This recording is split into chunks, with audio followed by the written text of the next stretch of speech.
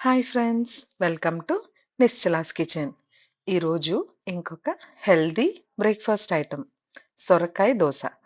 ఒక్కసారి గాని ఈ సొరకాయ దోశని ట్రై చేశారంటే ఇంకిది మీ కిచెన్‌లో ఒక రిపీటెడ్ బ్రేక్ఫాస్ట్ ఐటెమ్‌గా మారిపోతుంది. ఎలా తయారు చేసుకోవాలో చూసేద్దామా? ఈ సొరకాయ దోసకి ఇక్కడ నేను 2 కప్పుల బియ్యం తీసుకుంటున్నాను. రెగ్యులర్‌గా అన్నం వండుకునే రైసే. ఈ 2 కప్పుల బియ్యాన్ని శుభ్రంగా వాష్ చేసుకొని, ఒక 3 గంటల సేపు నానబెట్టుకొని ఉంచుకోవాలి. ఇప్పుడు ఒక మిక్సీ జార్ తీసుకొని, సన్నగా తరుక్కున్న సొరకాయ ముక్కలు ఒక కప్పు డైరెక్ట్‌గా జార్‌లోకి వేసేసుకోవాలి. ఆ తర్వాత మనం నానబెట్టి ఉంచుకున్న బియ్యాన్ని కూడా మిక్సీ జార్‌లోకి ట్రాన్స్‌ఫర్ చేసేసుకొని, దోస పిండిలాగా మెత్తగా గ్రైండ్ చేసుకోవాలి. మిక్సీ వేసుకునేటప్పుడే రుచికి సరిపడా ఉప్పును కూడా యాడ్ చేసేసుకోవాలి. చూడండి, ఇప్పుడు నేను ఇందులో జస్ట్ ఉప్పు మాత్రమే వేస్తున్నాను. కొంచెం వాటర్ వేసుకొని గ్రైండ్ చేసుకోవాలి.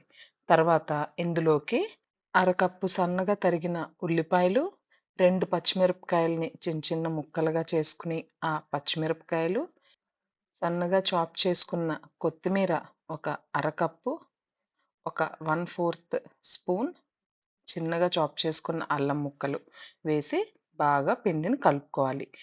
ఈ పిండిని మన దోస పిండి కన్నా కూడా కొంచెం పల్చగానే చేసుకోవాలి. మనం రవ్వ దోసకి ఎలా అయితే పిండి పల్చగా ఉంటుందో, అదే తీరుగా పిండిని సొరకాయ దోసకి కూడా కొంచెం పల్చగానే ఉంటుంది. మొదట 1, 2 దోసలు కొంచెం అటు ఇటు అయినా సరే, మూడో దోస నుంచి పర్ఫెక్ట్‌గా దోసలొచ్చేస్తాయి. ఎలాంటి ఇబ్బంది పడకుండా ఈజీగా దోస పెనం మీద నుంచి ఊడొచ్చేస్తుంది. ఒక 2, 3 దోసలు వేసే వీడియోని నేను ఇందులోనే చూపిస్తున్నాను. క్విక్‌గా చూసేయండి. పిండి మాత్రం గట్టిగా ఉండకూడదు. అండ్ ఇలాంటి స్పెషల్ దోసలు పోసేటప్పుడు కొంచెం ఓపిక వహించాలి. అంతే. టేస్టీగా, హెల్తీగా ఉండే ఈ దోసల్ని ఖచ్చితంగా మీ బ్రేక్‌ఫాస్ట్ మెనూలో యాడ్ చేసేసుకోండి. ఇప్పుడు క్విక్‌గా ఒక 2, 3 దోసలు నేనిక్కడ ఎలా పోస్తున్నానో చూసేయండి.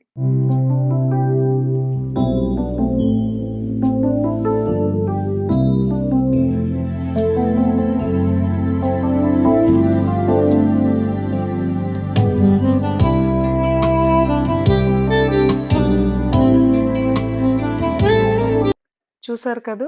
హెల్తీ అండ్ టేస్టీ సొరకాయ దోస పోసుకోవడం ఎంత ఈజీయో. సొరకాయని కంపల్సరీ మన డే టు డే లైఫ్‌లో యాడ్ చేసుకోవాలి. మీరు కూడా ట్రై చేసి మీకు నచ్చినట్లయితే ఫ్రెండ్స్ అండ్ ఫ్యామిలీ మెంబర్స్‌తో షేర్ చేసుకోండి.